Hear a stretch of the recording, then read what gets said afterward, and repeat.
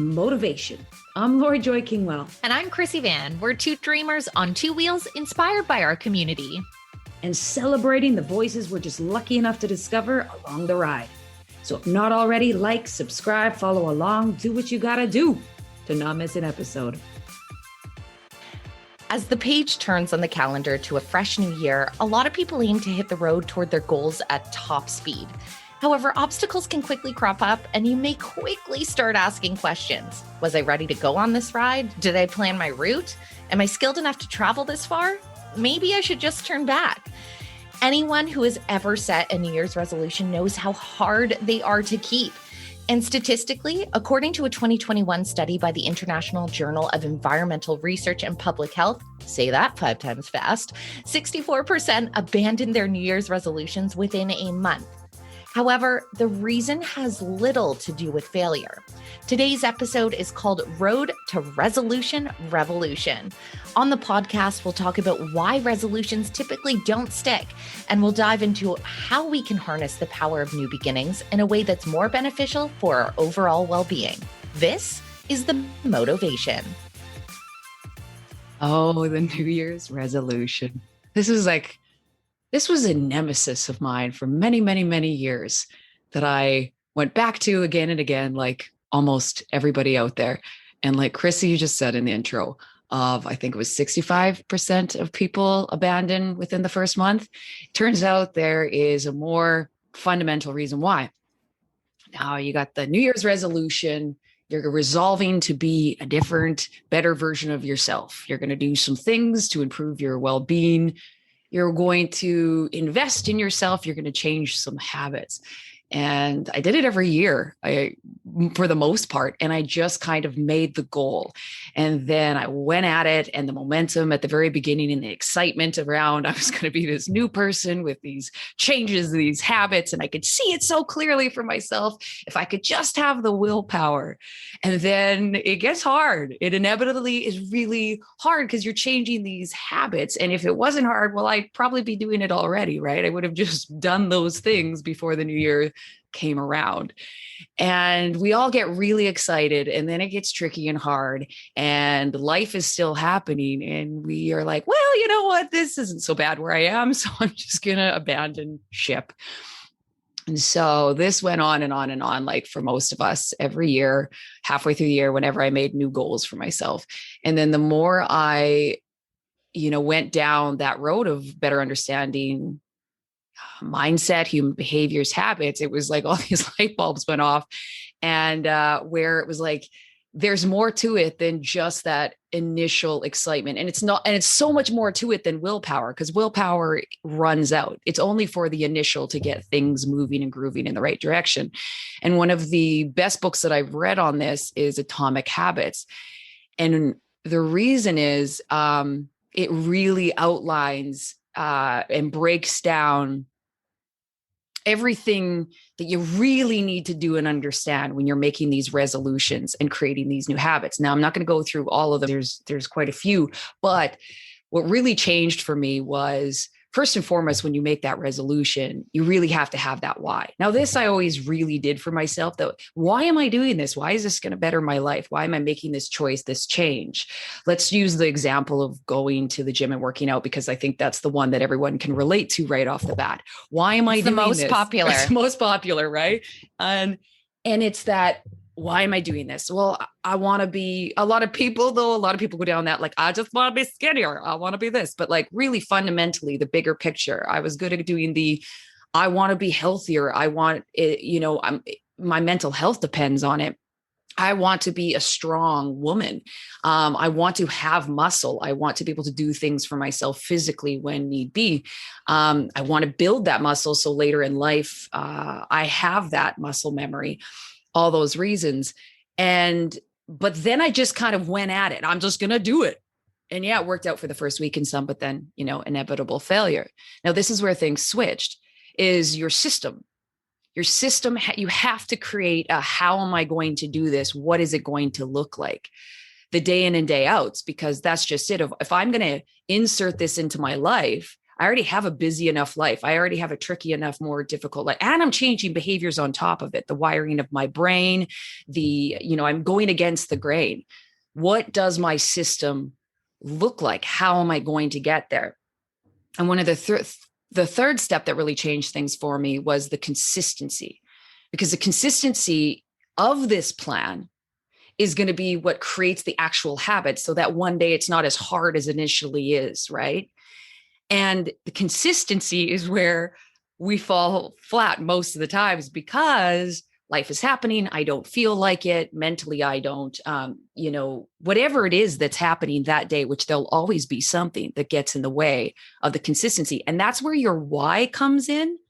And also identifying with the why. I'm not working out because that's what I just need to do. I'm working out because of the bigger picture for my mental health, for my strength, but also I'm now identifying as I'm an athlete. I'm not somebody that works out. I am an athlete. That is what I do. And identity and how you identify with these new goals is a real game changer as well.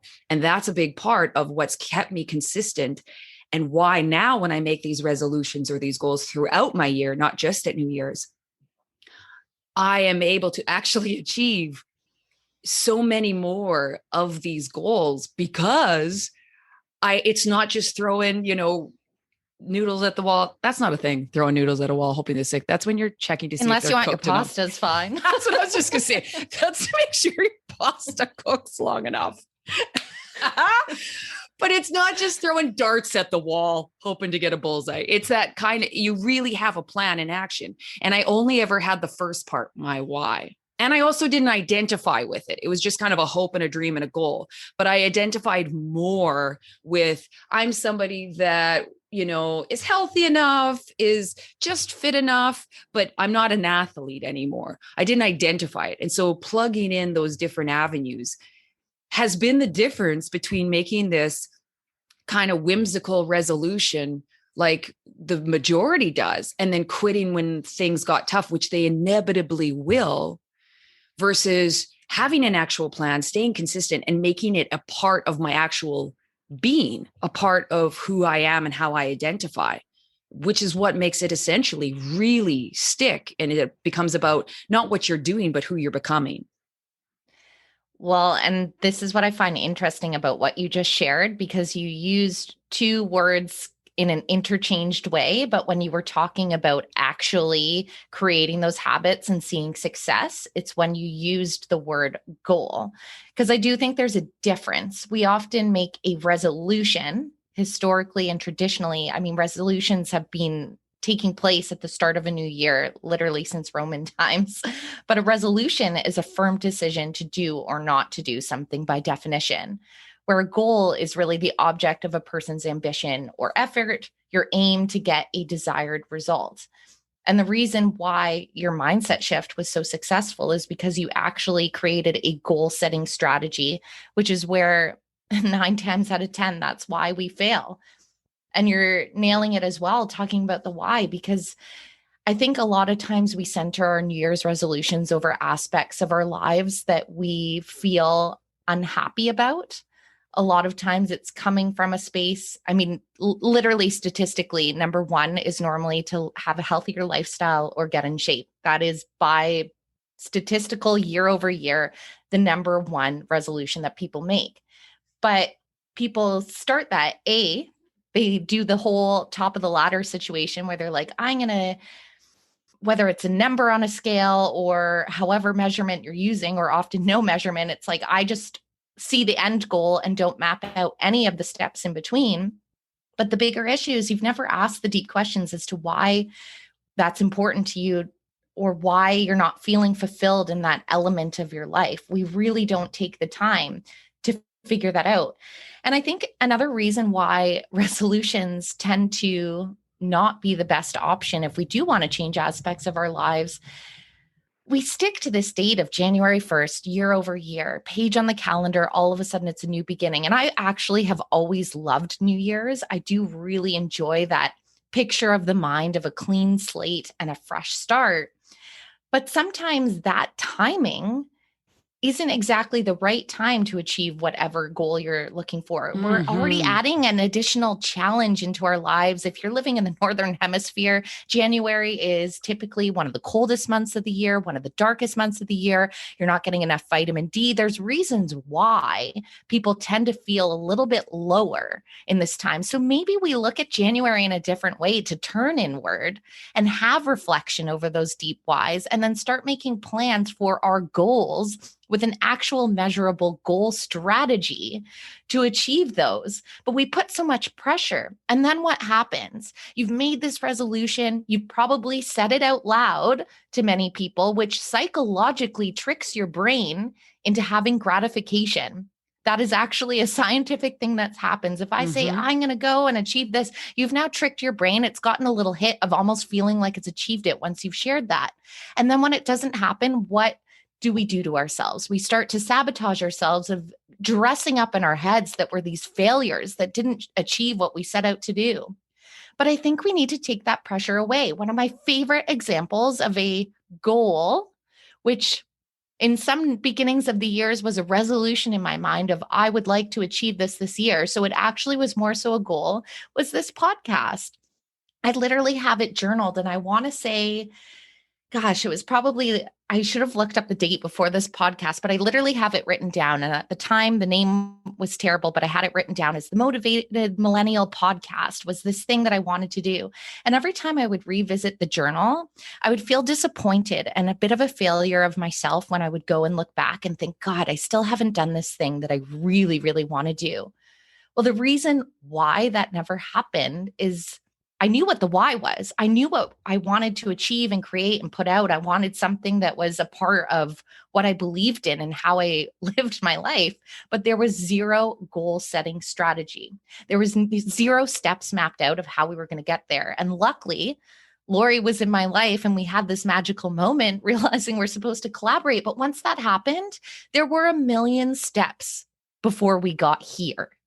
What equipment do we need? What dates do we set aside to record? We need to research hosting websites, all these little measurable steps. And you know what happened when Lori and I started ticking off these little marks? Because from concept to reality, there were months in between.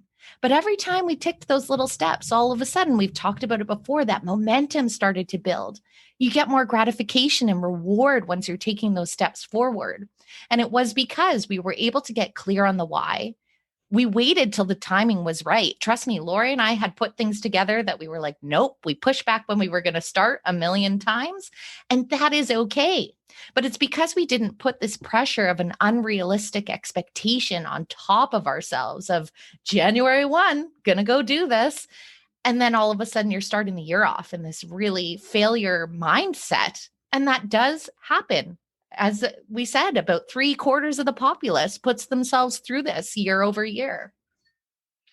There's so much you mentioned there that I want. I have some thoughts running through my head of trying to pinpoint which one to kind of lock down. But there's a couple things that you mentioned there, and the one thing that comes to my mind from the Atomic Habits is out in and around like that compound goal setting.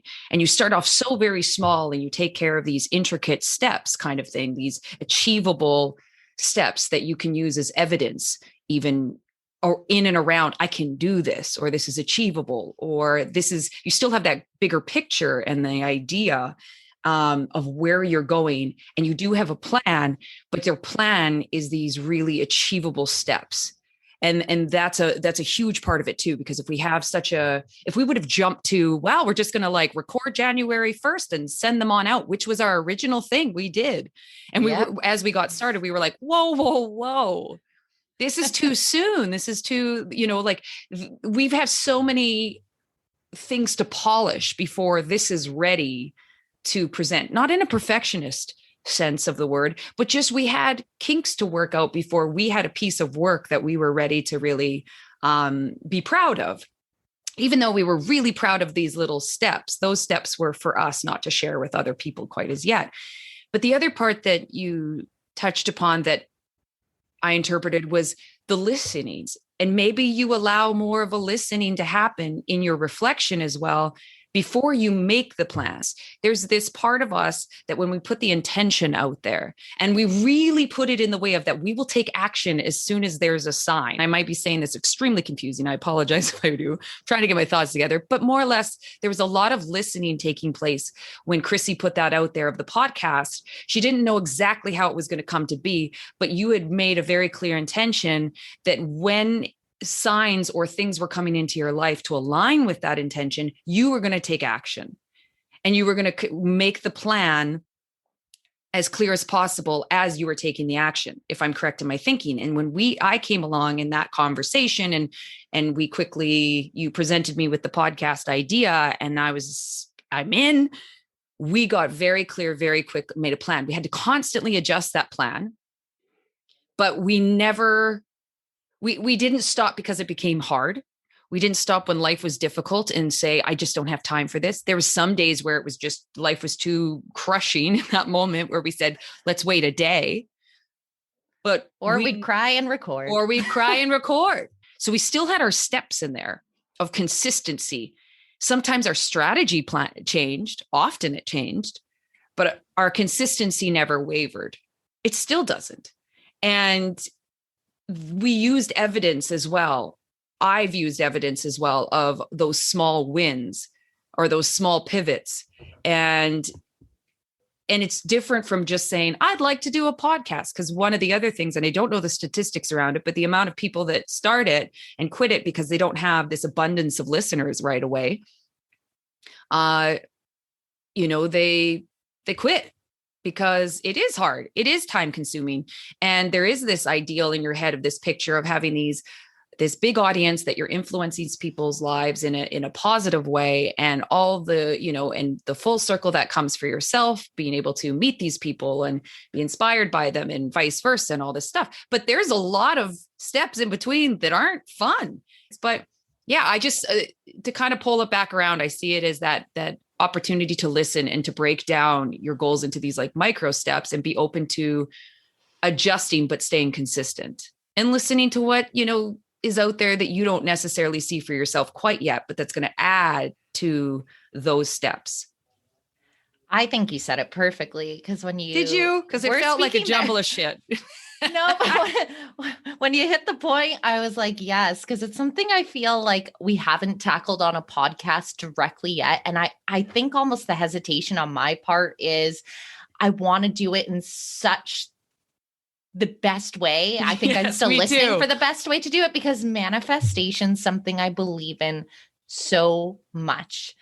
But without a doubt, I think that a lot of misconceptions float around manifestation, which makes a lot of people not believers of how it can work.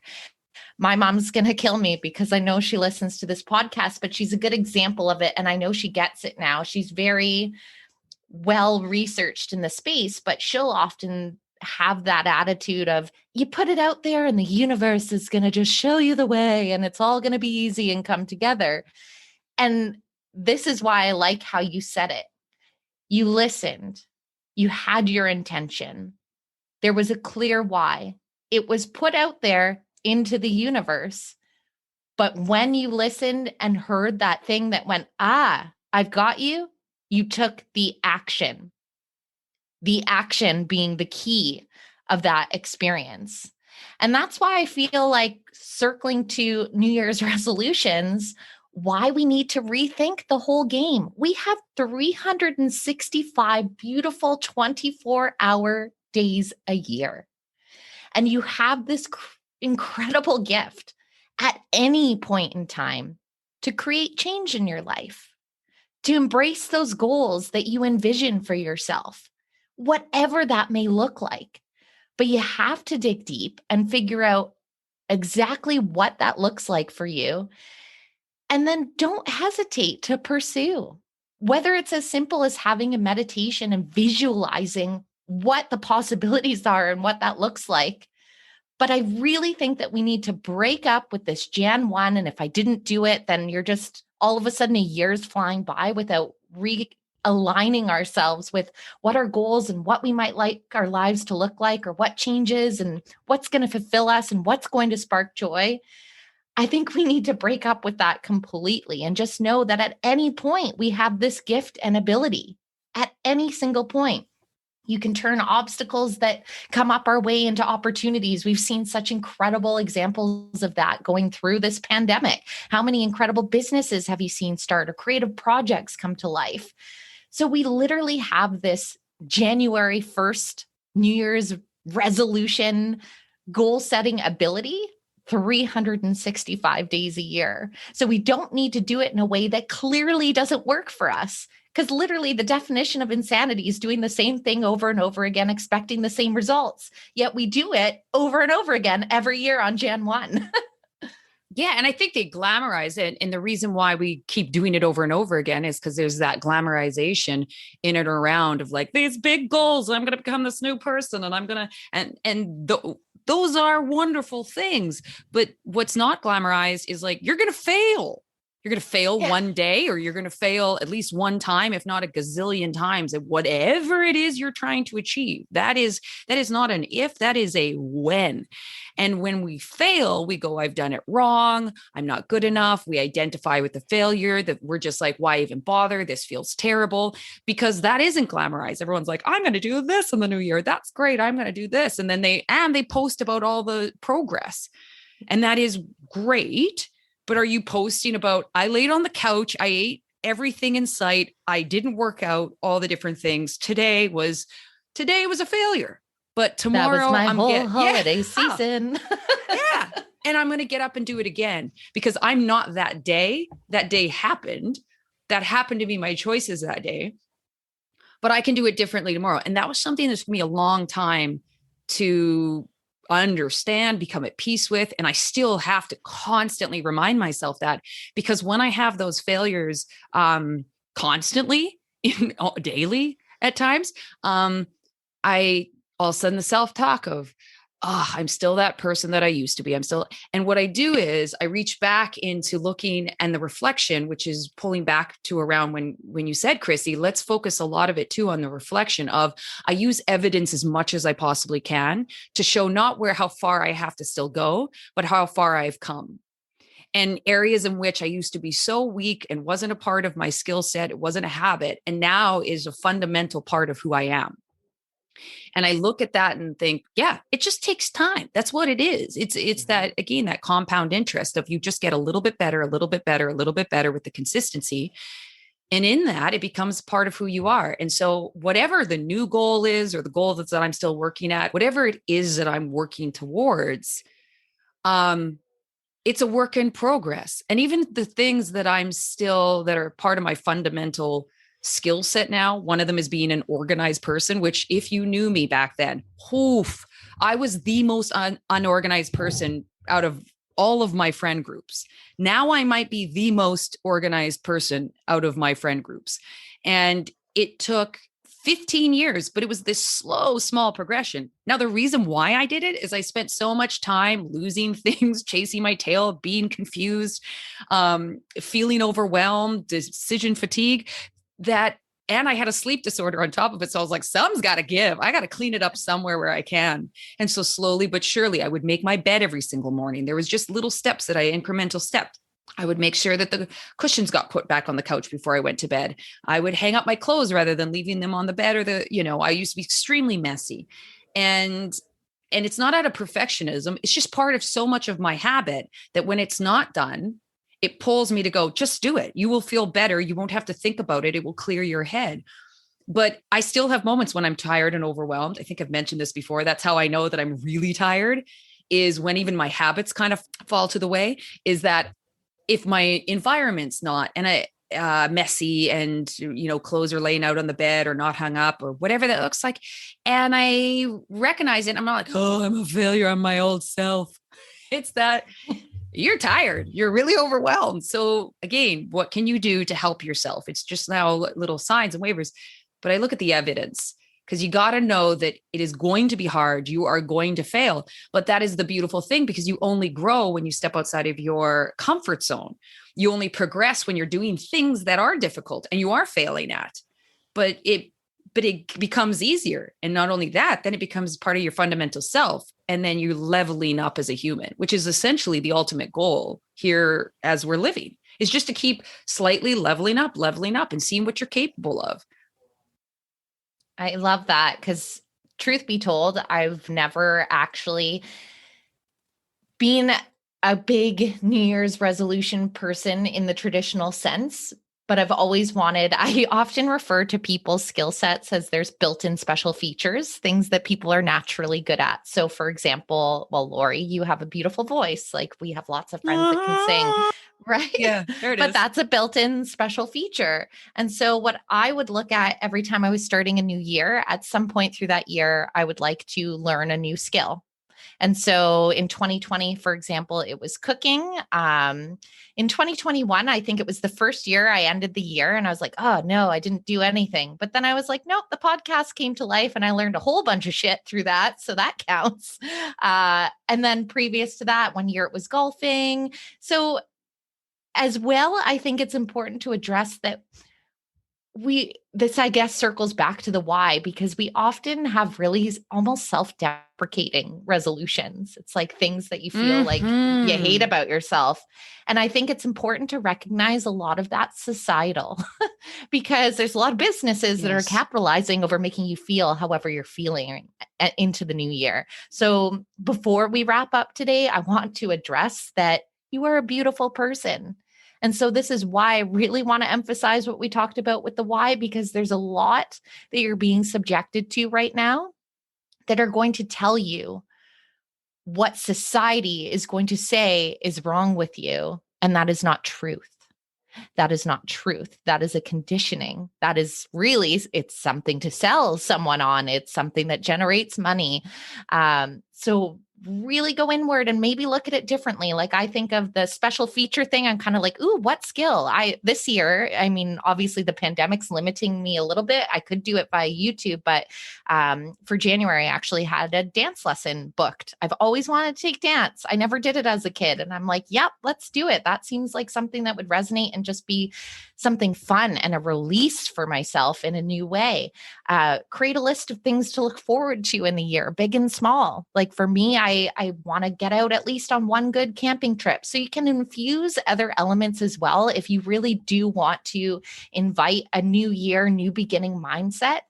Obviously have your goals, but you can also sprinkle in just other elements that bring you joy, because that's an important facet as well. I think we get into a mindset that every goal we reach has to have almost a feedback reward in regard that's external. So like a lot of people have goals and then they want to monetize whatever they create, or they post the photo and get the feedback of the likes. But maybe just thinking of those things that bring you inner gratification, inviting more of that into your sphere and trying to shut out the noise of what society is trying to tell you to do. Because again, I think a lot of us go in thinking this is wrong with me. But why? Why?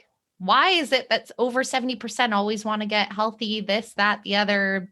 And it's rarely health. It's normally, I want to lose weight. That is often the goal that's put on. So I just want to remind you, society has a lot to do with why you're feeling that way. I love that, because it really is that comparison is the thief of happiness. And what you're really speaking to is that when we're going outside of ourselves and we're looking on the outskirts going, what are my goals, and looking around yourself, that's the time to go inwards to figure out those goals, because you, inside of you, is the only answer as to how you're going to improve your well-being, not what I'm doing in my life or your friends are doing in your life or that stranger on Instagram or that influencer, because gosh, they look so happy and they really might be that happy doing those things. But those things, you can do the same thing and they don't bring you the same happiness. I've seen rock climbers with joy on their face. That would not be on my face as I am rock climbing. You really have to go in internally and start to break down the things in your day that make you happy, the activities, the interactions. And first and foremost, like we said, that reflection. But it's such a great point, Chrissy, of we can't go outside of ourselves to build the life that's going to expand on ourselves, or bring well-being, or bring, you know, bring what's worth it, to put in all the work. Because you're putting in a lot of work. You best be clear on what's, you best be clear on what's going to make you, as, bring that well-being in, because you're going to work your ass off for something and commit to something. And that's always hard when you get, it's that metaphor of when you put your ladder against the wrong building or someone else's building, you climb to the top. You might get to the top, but you're like, not even on the right building. This is a lot of work. I'm not even nothing. This brought me almost nothing. And like you said, Chrissy, there's a lot of capitalism made off of us climbing the wrong, the building. The building. It's like snakes and ladders, where you're like, damn it, and now I've got to slide this one, slide back down, climb all over again. And I would rather have to slide on down and climb all over again. Which is exactly what failure is, when you're up against the right one. I'll do that every day, all day long. And the reason I feel more and more comfortable with failure is because I've gotten clearer and clearer on my why, and my identity around that, where I can, kind of thing. And not creating a whole identity where it relies on that. And if it goes away, I'm like, who am I? But enough so that I remember why I'm doing it. And so I can stay consistent in it, but go within, not from the outside when you're making those goals. Truly, it's worth it. Well, I feel almost like we have segued into our first motivation maintenance of the year. I forgot the maintenance part on the end. You could be listening at any time. It's all right. I got you. Especially because everyone's already, a couple weeks into these New Year's resolutions, which is about the time when they're going, this is hard. I don't want to do this anymore. Yeah. Can I quit? Will I be a failure? What will people think? I don't know. Should I, shouldn't I? So it's a good time to listen. Absolutely. So what is your motivation maintenance du jour? I would say, first of all, buy the Atomic Habits book. For real, it's amazing. But I would choose something that is obviously for well-being, but I would choose something and then make your goal at the very beginning, or your steps, really, really small. So you have as much evidence as possible that you can do this. So let's say you want to learn to cook. And so to begin with, you're not going to cook some fancy meal. I might just make a really healthy meal that I already know how to cook. And I might cook every day meals that I already know how to cook, to remind myself that I didn't know how to make those prior, but somehow I learned them, and I'm being consistent in cooking every day. So I have evidence that I can do this. And then the following week, I would cook every day something. It doesn't even have to be supper every day, but some meal I'm making intentionally. And then I add in a new recipe, but a very simple recipe, to show that I have evidence that I can do something new. And just build slowly, but as much as possible, surrounded around evidence, to tell yourself that I'm who I know myself to be, or I'm capable of being, because the evidence is massive when things get really tricky, or you don't feel like it, or life gets hard, because you look at that evidence to say, I'm exactly who I think I am, and here is why. I love that. And on a personal note, because mine was cooking, really fun fact. Again, my mom will listen, but she'll admit to this. She's a horrible cook. And it's the story she's told herself forever. So that's never changed. I told myself the same story. And then I was like, no, this is ridiculous. I'm 34. I'm going to figure this shit out. And it all started, I didn't even know how to cook a chicken, like a chicken breast. And I started with baking chicken. And it sounds so stupid and simple, but the amount of joy it brought me to successfully bake a juicy chicken the first time, so good. And then same thing, just built on those skills. And then when recipes went sideways and were bad, you just kind of be like, haha, not this time, but keep going. And it was great. But yeah, that was my little That's juicy a perfect chicken success story. Brought me, it was so exciting, so simple to other people, but I was stoked. So this kind of bridges off of what Lori is telling you, but basically, if you are going to tackle a goal, and again, let's break up with resolution. That's the firm decision to do or not to do. A goal is part of your ambition, your effort, your aim, your desired result. It just has a more positive connotation to it. But number one, decide what that is. And again, as we've covered, You got to go inward to figure out what that is. Number 2, document it. Journal, journal, journal. Literally, the amount of times I've wanted to give up on something, the reason why that has not happened is because I have journaled and reconnected so much to why I wanted to do this, which is the next thing. Get clear on the why. We have talked about that so much. It could be meditation. I'm a huge visualizer. So literally, my brain can go wild with just beautiful color. I can see the entire thing come to life, and I'll know when it hits deep and you're like, yes, that is the thing. Mm-hmm. Now you've found certainty. So you find certainty in that and you take action. And on that note, as we've said, measurable progress. So that action, again, using fitness as the example only because we know it's the number one, so many people can relate.